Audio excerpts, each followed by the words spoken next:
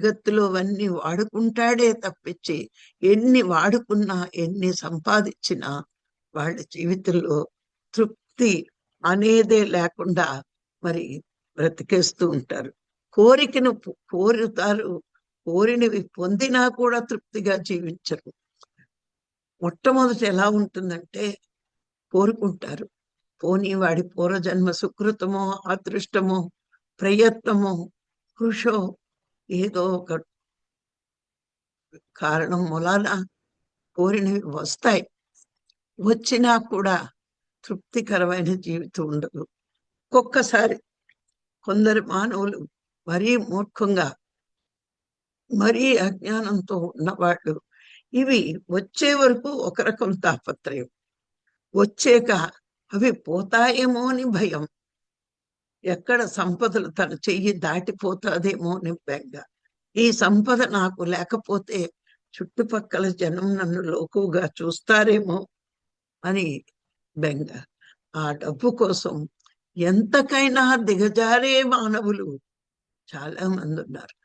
ఒక్కొక్కసారి ఈ డబ్బు కోసమే స్నేహాన్ని పోగొట్టుకుంటారు, బంధుత్వాన్ని పోగొట్టుకుంటారు, ఎవ్వరిని నమ్మని స్థితిలోకి దిగజారిపోతారు.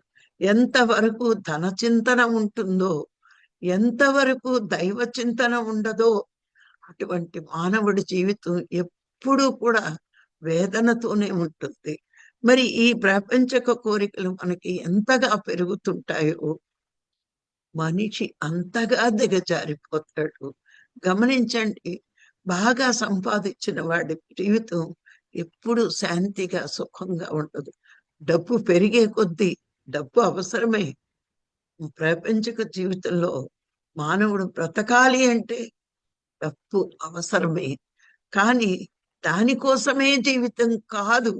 కానీ నేటి మానవుడు దానికోసమే జీవితం అనుకుంటూ ఎప్పుడూ కూడా దాని వెనకాతలే పడుతూ మరి అవసరానికి మించిన సంపాదిస్తూ మరి ఎప్పుడు వేదన వేదన వేదన.